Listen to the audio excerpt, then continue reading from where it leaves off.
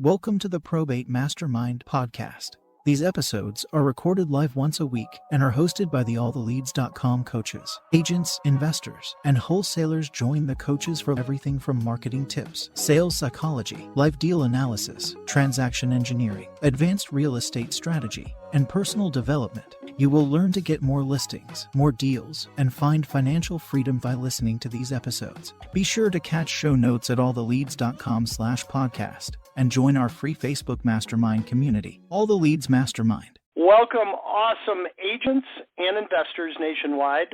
Today is Thursday, November 5th, 2020, and this is Mastermind Podcast number 303. We've got a pretty good representation in the queue now, so let's go to the first caller this week. First up is phone number ending in 1855. We got our frequent flyer, Danny. How you been, Danny? Hey, guys. I'm doing well, man. How you guys? Awesome. Always good to hear from you. You always have good content. What can we do for you? Yes, sir. So I've got two questions here. Hopefully they're not too long. So my first one is, what advice could you guys give me for getting some appointments set towards the end of my calls?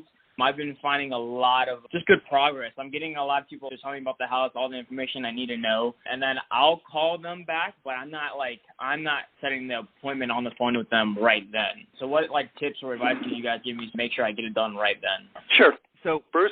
Yeah, Danny, I would say that you really need to look at this two different ways depending on how the conversation's going. If I feel like driving hard for the appointment is going to damage rapport for a potential listing or purchase in 6 months, then I don't drive really hard for it. I keep that rapport. But there are a lot of times when you have rapport, you have a conversation going, and it's just a matter of making that transition over into the appointment. And on something like that, I'll usually just start off by after a little bit, I'll give a very brief recap. I'd say something like, Danny, it sounds like you guys are definitely going to be doing something with the real estate, and I know that there's 2 or 3 other family members involved in the decision process. Do you mind if I make a proposal and get a little bit of a yes?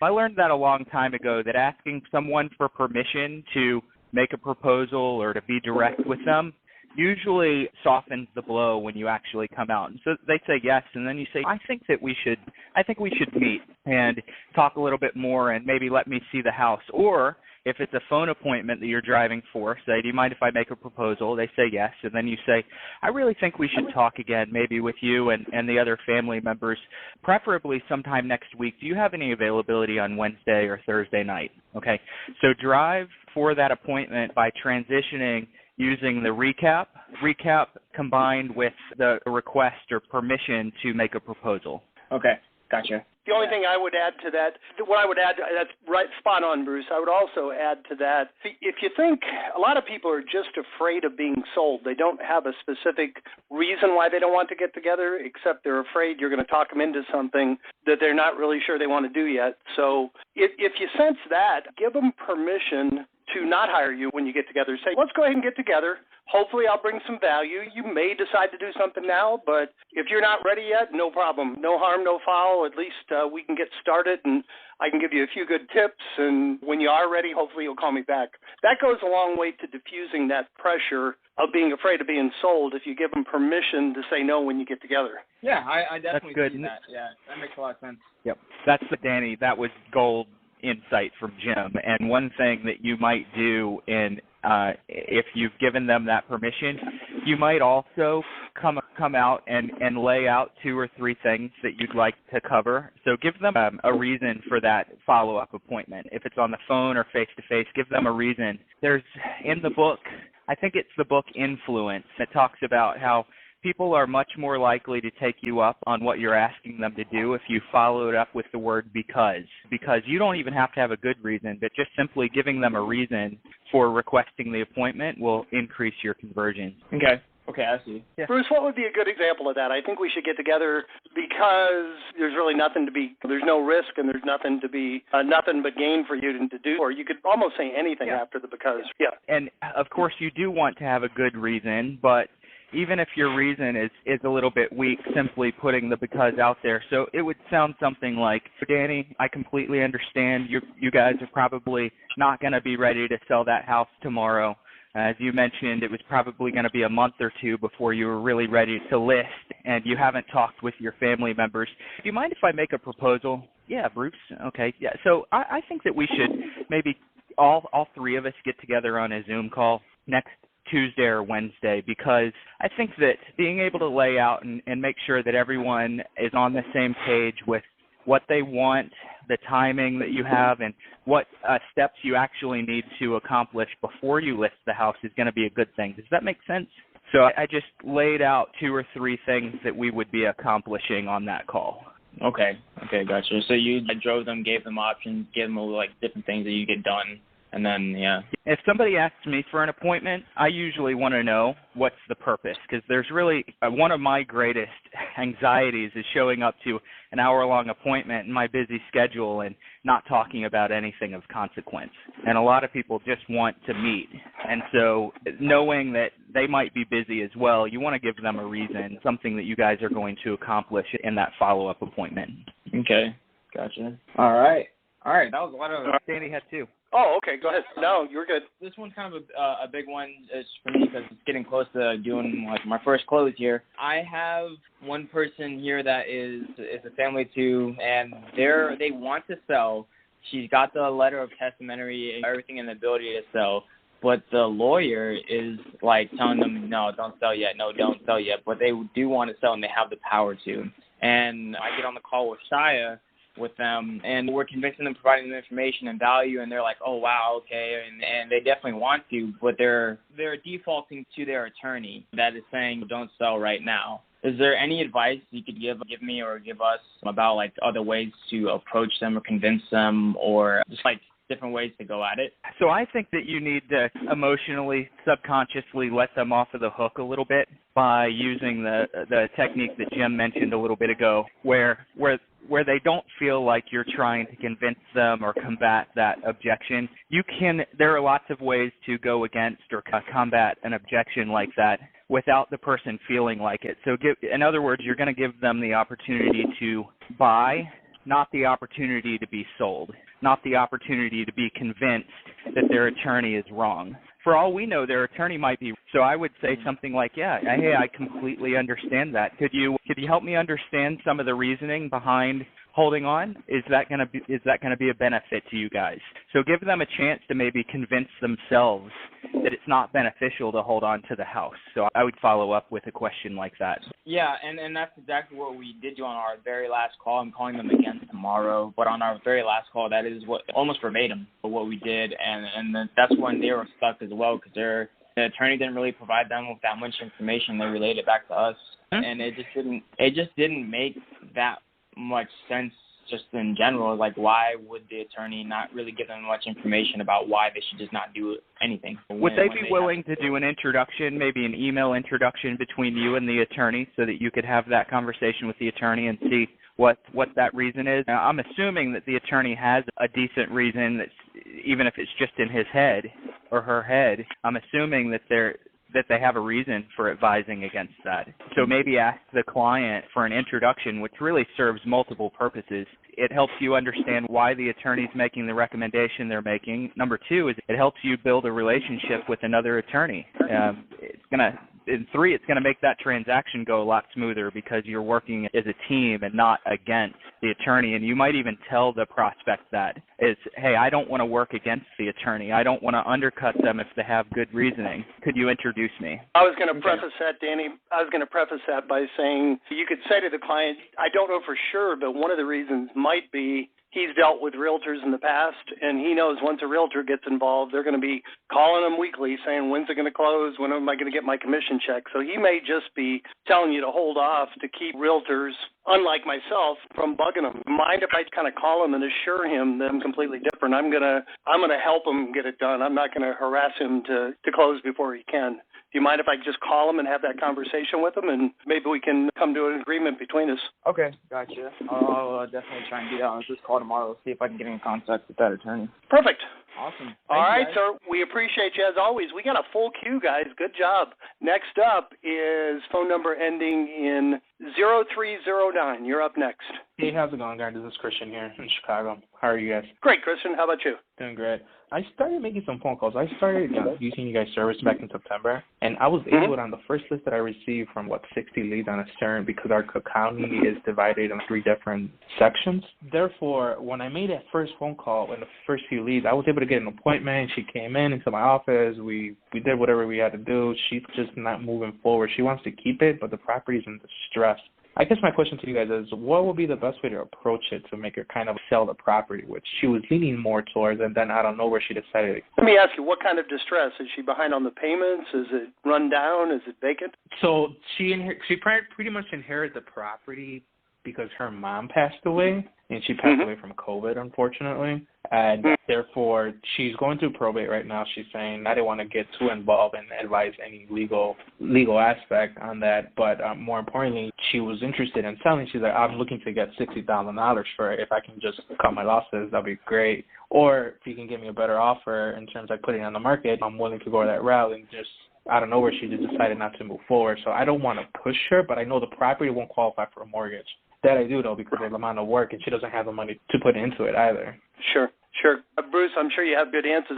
Chad always says, find the pain point. I completely understand how you feel. Let me ask him, can you afford to have this house sit there and get in more disrepair and possibly sell it for less later? You could talk about, first thing we need to do is post a no trespassing. If the squatter comes in there and you have to evict them, you can end up, I'm assuming the place is free and clear, or is there a mortgage on it? There is a mortgage, $50,000. Her daughter lives at the property right now. Oh, okay. So living there at the moment. Gotcha. Okay. Yeah, I think you need to probably get that clear. Does her daughter want to remain there? Is that part of the issue, or do you know?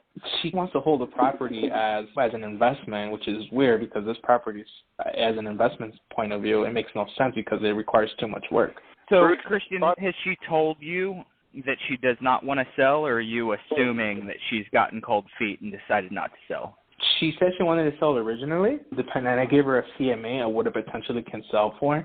So I gave her kind of 2 options. A, I have somebody that's looking to buy it the way it is. This is the price, and this is what we think we can get for the property if we were to put it on the market. I think they'll say like the wholesale situation.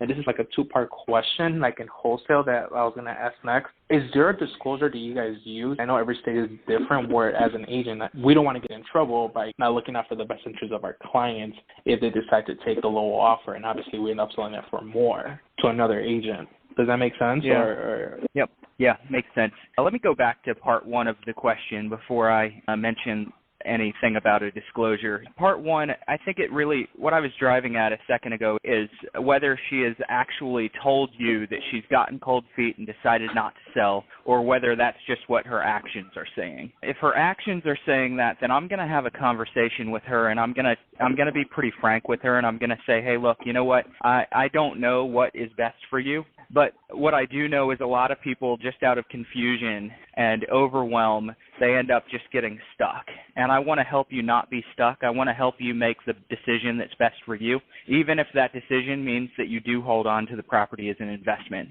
And then walk her through a series of questions where you can begin to, number 1, understand for yourself, and number 2, help her understand what's more painful. Is it more painful to keep the property, or is it more painful to sell the property? There's pain both ways, but which one is going to cause her the most pain in the long run? Okay? Is it because she has a daughter living in the house? Is it because she thinks is it just because she's sad? That might be what it is. She doesn't want to make the decision yet, but she's damaging herself with a mortgage that she's paying and no income coming in on the property. And when you start to maybe ask her, okay, say something like this, give me one of the main 2 reasons that you would want to sell. And maybe she says, we've got this mortgage and I don't want to keep paying this mortgage. And then say, okay, tell me a little bit more about that. So you take her down this funnel of explaining at a deeper level what that pain is going to do. Okay. And what happens how long can you continue to carry that mortgage? And she tells you, and then say, okay, what happens if you don't get a renter in? Okay, what's the worst thing that could happen? You just take her down this funnel where she begins to enlighten herself because she probably hasn't even asked herself those questions yet. And she needs to be able to ask herself those questions, but she's in the moment, she's wrapped up in it, so she's not able to separate herself and ask the right questions to really understand her own motivations. But in order to do that, you are going to have to lead into that by saying, hey, you know what, I want to help you no matter whether it's good for me or bad for me. I want to help you understand what your next move is, because doing nothing is probably the worst thing that you can do. Okay. And Jim, I don't know if we have a disclosure. I haven't seen a disclosure for an agent wholesaling a property. If I were wholesaling a property, I would just sit down and draft up a simple disclosure saying, I am a real estate agent. I have presented you an option to list, and you feel like the option to put it in contract with me is the best. I am probably going to turn this over to another investor, assign another investor, and just, it doesn't need to be long. It just needs to be something that's pretty short and explains that, yes, she had an opportunity to list, that you didn't twist your arm to go in contract with you, and that you are going to try to flip that contract, and that should cover you. A very smart attorney years ago told me, make sure everybody's intentions are very clearly stated and it's not ambiguous. Now, having said that, whatever you're going to use, please run it by your broker. That should be your last filter, because some brokers have zero risk tolerance and others are maybe more common sense based. And also, I know we've talked about it before, it's not absolutely necessary, but it's not a bad idea to have a separate entity just for your flips, and like a single member LLC is a good vehicle for your flips and your wholesale deals, where you probably still are going to disclose that you're the owner of that entity, but it just really isolates your liability if anything does happen, or something that's probably not to do it.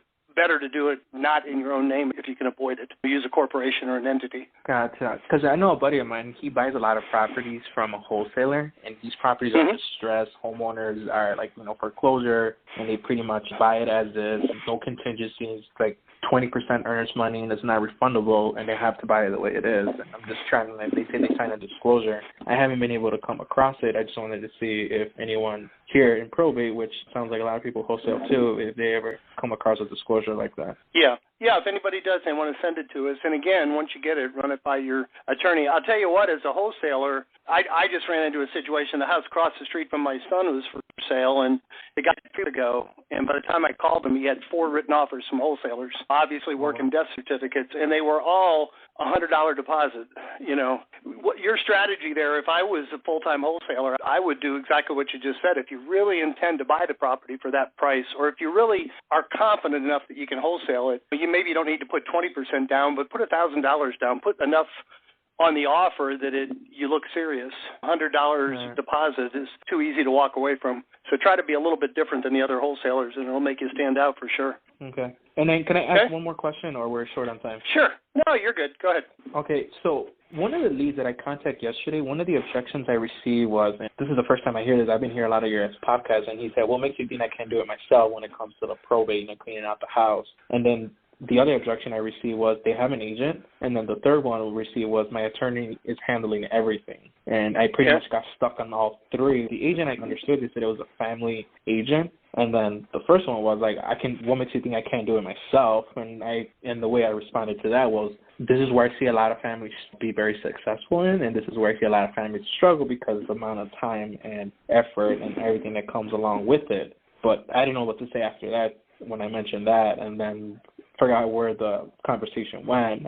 But those are the few of them the biggest objections that I've seen so far. Sure. Yeah, so what makes you think I can't handle it myself? No, I don't think that. Some people want to handle this on their own, and other people want a team member to do it alongside. It depends on whether it's valuable to you to have somebody take that stuff off of your plate. If it's not, by all means, I'm happy to make you an offer on the house or help you sell it. But if you don't want help cleaning it out, that's fine. Now, and then I'd say, I know that if I want to do business in the real estate world with someone like you, that I need to offer more services than anyone else, because I want to give you so much value that you almost don't feel like you have a choice except for to see what I can offer you. Okay. Now, in my world, in my introductions, when I'm having conversations with PRs, I don't generally get that because I rarely tell them what I do for them.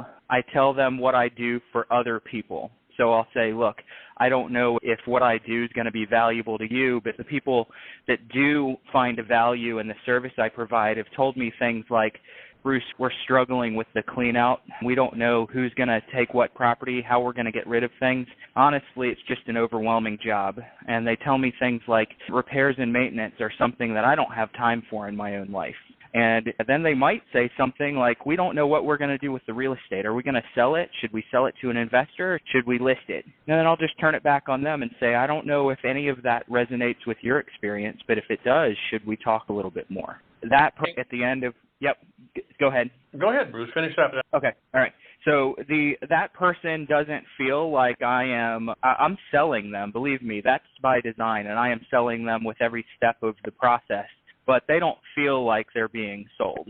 They feel like I'm describing someone that's in their situation, but I'm not saying you need this and you need that. I'm saying someone else needs this and that.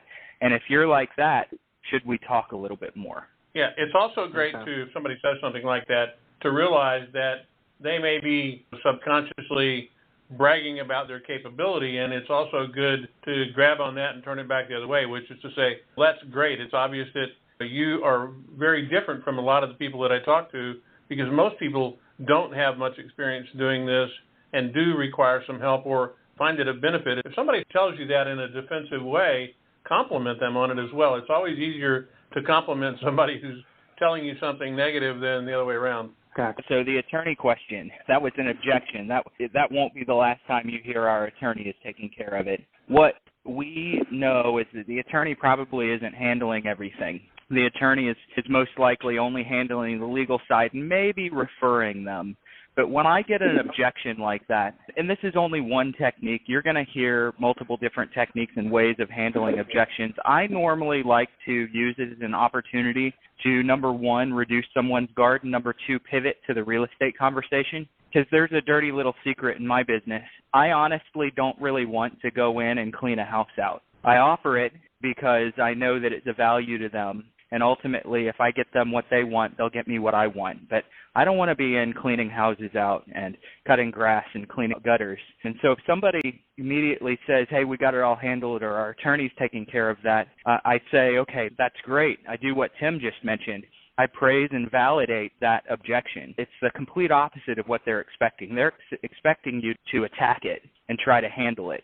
But if you praise and validate it, it drops their guard a little bit and say, obviously, you're not going to need help in those areas. You're probably pretty experienced. Do you mind if I ask you a really quick question before I let you go, though? Were you guys thinking about selling the real estate, or were you guys thinking about holding on to it? So you validate to get the guard dropped, and then you pivot into a real estate question. Okay, that makes sense. And then the agent part, the only reason I mentioned I didn't want to mention that I'm a real estate broker, but because I was thrown out by so many of these objections, and I'm sure this is common, and I'm just not used to it yet. It's just I had no choice but to go. I am a real estate broker, and I like to help my clients, and this is the resources I provide because I know how stressful it is, and I'm a connector, and this is what I do. That's perfect. By the way, yeah, don't be ashamed to tell people that you're in real estate. The last thing we want is for the people that we're talking to not have any idea what we really do. You know, a lot of times I talk to people and we'll be role playing. At the end of the role play or halfway through the role play, in my mind, I'm going, they really haven't told me what it is that they do or what's in it for them. So I don't shy away from telling someone at some point in that conversation that you are in real estate and that you're doing these extra services so that you can provide so much value that you also get a shot to interview for the job of selling their house. Now, if they say, I have a real estate agent, and I'm sure Jim and probably Tim have an answer to that, I go, okay, great, perfect. I'm sure they're experienced in the probate space, and would you be open-minded, or would you consider interviewing anyone else that might provide a little bit different service? Just see if they're open to it. Most people consider themselves to be open-minded, and by framing that question in a way that it slightly implies that they're not an open-minded person, if they say no, you'll probably have them say, yeah, I'd consider it. It doesn't mean you're going to get the job. It means that now at least you've got a foot in the door for the interview. While you were saying that, Bruce, it occurred to me, if you ask somebody, are you open-minded enough to anything. It's like everybody, like you said something very important there. Everybody wants to be thought of as being open-minded. So it's hard to say no to whatever follows that. That's a really good way to put it. Yep, excellent. When they say they're open-minded, then try to set the appointment then and there, or try to follow up later. Depends on how far out they are. Okay. Preferably before they say that, you found out what their timing is. If they're a ways out, I might say, oh, great. If they're 4 months out, say, why don't we do maybe a Zoom interview and just have a little preliminary chat and talk about some of those services that I could give that your other agent might not be giving you. Could you meet with me in 2 weeks? We can either do it at the house or do it over Zoom. And that's probably the way I would lean if I was getting too much resistance and they were still a long ways out. Obviously, Gotcha. If they're going to list next month or in 2 weeks, you need to get to the house. It's imperative that you do that if they say they're open-minded to it.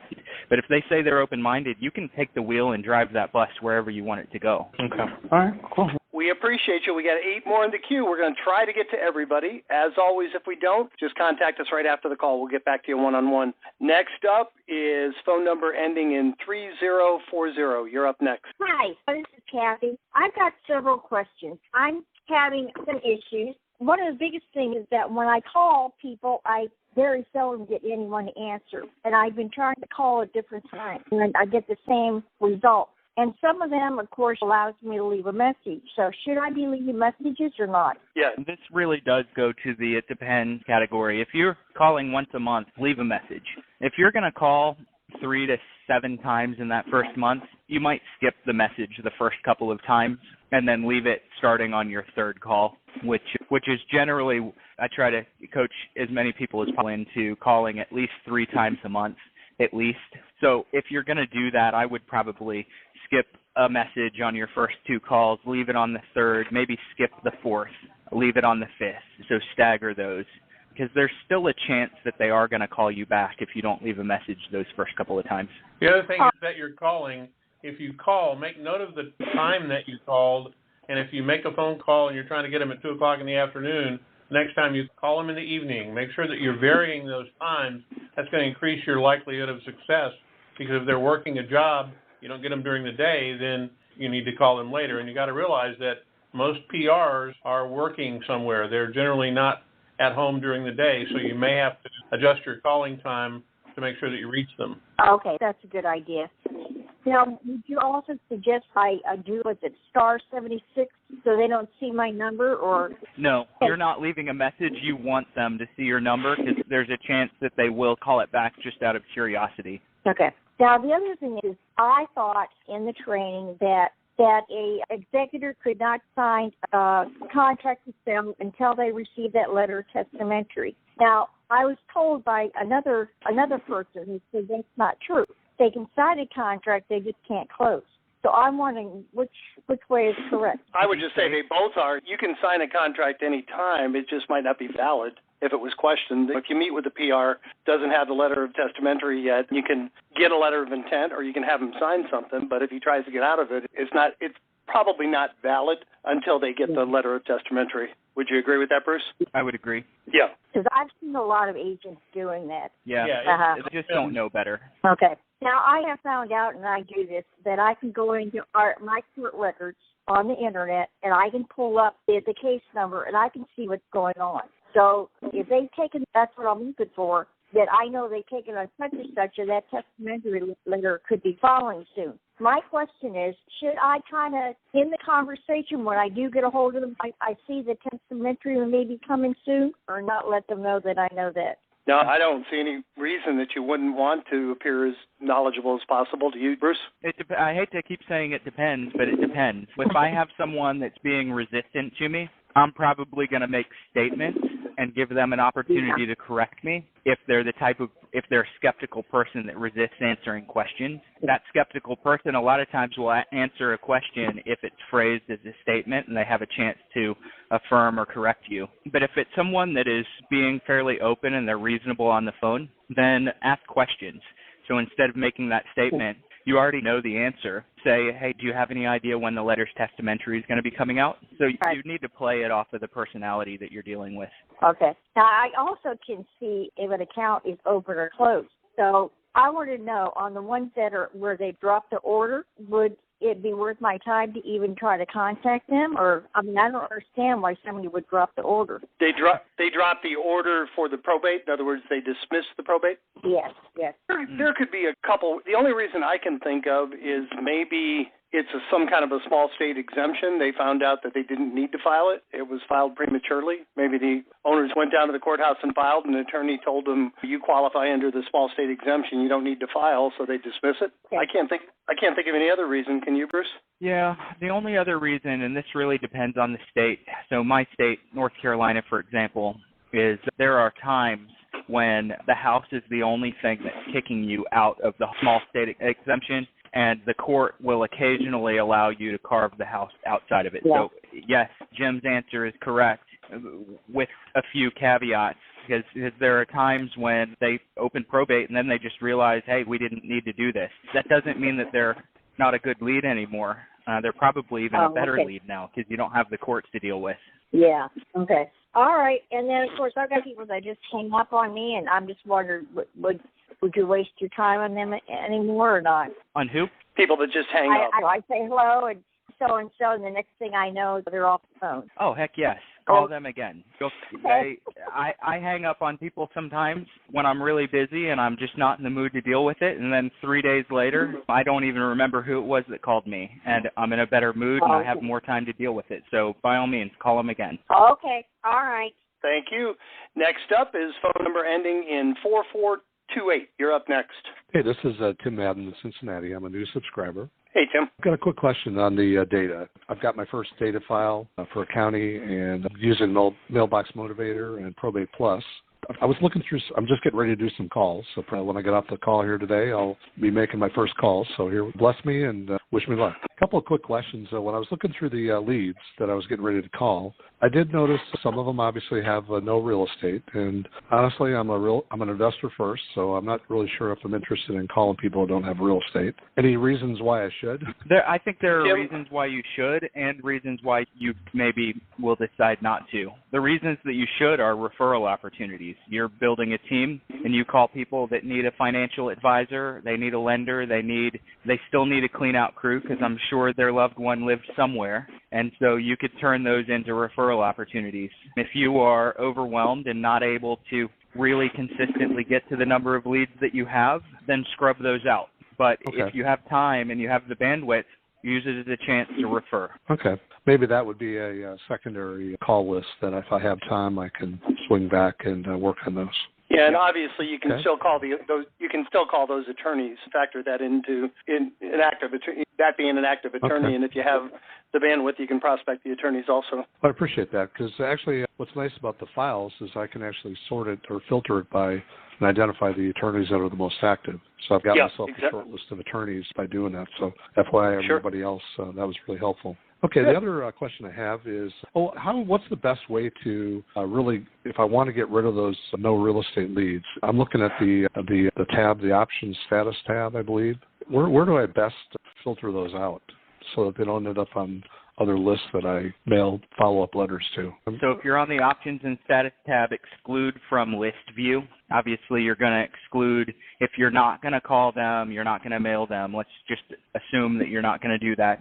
Then you would exclude from mail, calls, Probate Plus, and the list view. Okay. And then that way, when you pull your big picture list up, it only shows you those that you haven't scrubbed out. Okay, great. Great, I got that. I'm looking at it and I see it. The other question I have, I'm a licensed realtor. I'm an investor first, but I happen to have a real estate license. I'm going to start listing some of these probate leads when I have the situation. I talked to my broker, and he said, and this is a plug for you guys, by the way. He said, if you can, identify up front which ones are already listed and don't mail them. So when you use Probate Plus, it actually does identify the MLS listings, and that's really helpful, by the way. So that's a plug for you guys. It keeps me out of trouble with my broker. But one of the questions I have was, if the property is sold, pending, or active, obviously sold, it's done, and that's the primary nugget that we're going after. I am anyway. I probably don't want to actually market to those, correct? Most people choose not to market to the ones that have sold. And Jim, Tim, you guys might want to chime in. So I'll tell you that I don't market to the ones that are sold or don't have referrals, but I don't have the bandwidth to try to dig up the referrals from those people. Basically, I'm identifying who's in my strike zone when I go through and I scrub my list down for the first time using Probate Plus, who's in my strike zone and who's not. And the people in my strike zone I double down on, and they're going to get a ton, and Tim can attest to this, they're going to get a ton of mail from me. And then everybody else gets scrubbed out, and if I'm going to touch them, it's going to be more further referrals.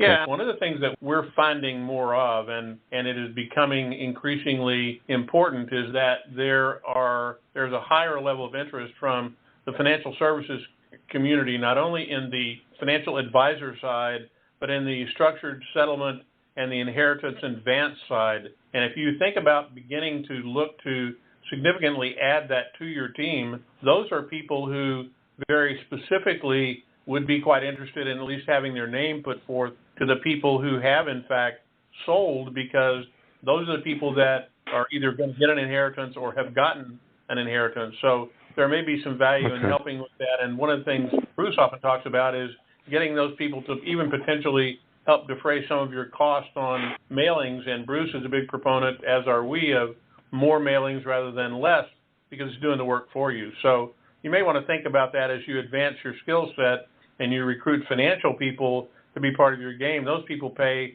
a lot of money for leads, and they would be quite happy to get somebody who just potentially inherited a $300,000 windfall to do that with. Also with somebody that sold a house recently. Yep. They probably had life insurance too. There are a lot of people that you could put on your team that would want to have access and want to help prospect to that list. As Tim just mentioned, I am a big proponent of having people offset and defray my costs.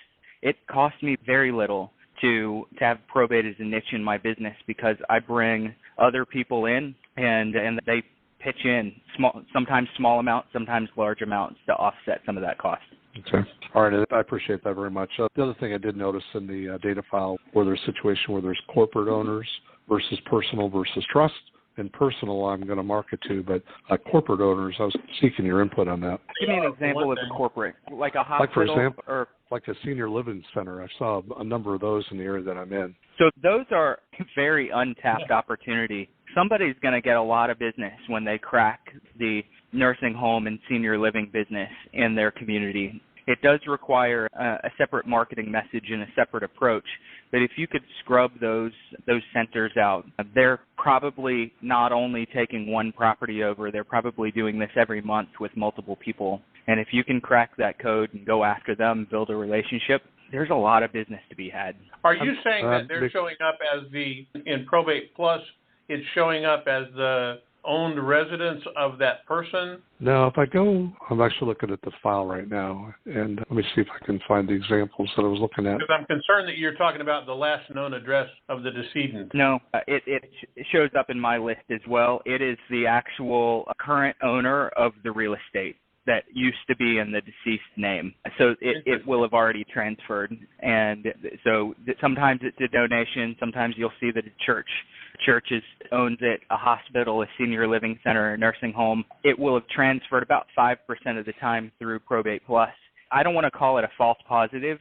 It'll flag that the real estate that the deceased owned, but then when you look at the current owner information, you see that last year it transferred to the nursing home or it transferred to the senior living facility. I wonder if they're doing that to pay. They're doing that to pay the bill. I bet that may be part of it. They may be paying some of that nursing home bill by depleting cash instead of trying to sell the property. They take deed to the title. That's interesting. Very well could be.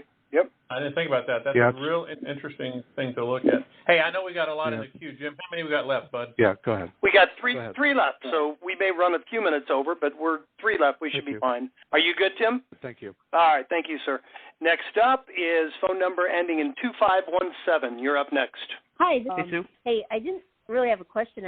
In the beginning, you were talking about some phraseologies like because or things of that nature, and I stumbled across this very short audiobook called Exactly What to Say by Philip M. as in Mary Jones. And he has those things like the same thing. I'm not sure if it's for you, but I just wanted to mention it to the group. I didn't have a question this time, but because you were talking about that, I just this is such a great thing. When you listen to it at 1.5 speed, you'll get it done in an hour. Great, thank you. And for everyone listening to this, I've read that book about 5 times. It doesn't take any time at all, and there's a paid audio book. It's cheap, but there's also a free PDF version online. If you Google exactly what to say book, it'll show up, and that's a really powerful book with about 27 phrases that you could use in a sales pitch that builds rapport. Awesome. Appreciate it, Sue. Thank you so much. Good advice. All right, last is phone number ending in 4663. You're up last. Hey, I was thinking back to Danny's first situation there with the attorney, and he was saying that the owner or the PR was hesitant to deal with him because of the attorney wasn't giving him permission to sell or something like that. And I thought, is there another way to maybe use a letter of intent? And in the letter of intent, if the owner is willing or the PR is willing, to just say, if not objected to by the attorney, we agreed to XYZ. That way, it puts something in writing. It gets you the conversation going a bit further, and it does give the PR the opportunity, the comfort that the attorney can object to something if there's something to object to. But of course, anything else that follows that statement would hold if the attorney doesn't have any real matter-of-fact objection. Do you see where I'm going with the question? Yeah. Force the attorney to say what's wrong, and if there is nothing wrong, you've got something moving forward. We used to do that all the time with real estate Yeah, I think so too. We used to do that with the real estate contracts. If the seller, I want to run it by my attorney. Okay, let's go ahead and put in the contract contingent upon attorney's approval as to terms and conditions. They can't come back and say my attorney didn't agree with the price. Very similar tactic. That's a great idea. Okay, thank you. All right, guys, good call. And we end right on time, which never happens. I want to thank each of you for being here today. We actually had a pretty good attendance considering what's going on in the world. And I want to particularly thank those that actively participated. I want to challenge each of you, take one thought, one idea, one thing that inspired you on this call, go out and put it into practice, and please come back next Thursday and share your results with the group. Have a great week. Stay healthy, stay productive, and we will talk to you same time next Thursday. Take care, everybody.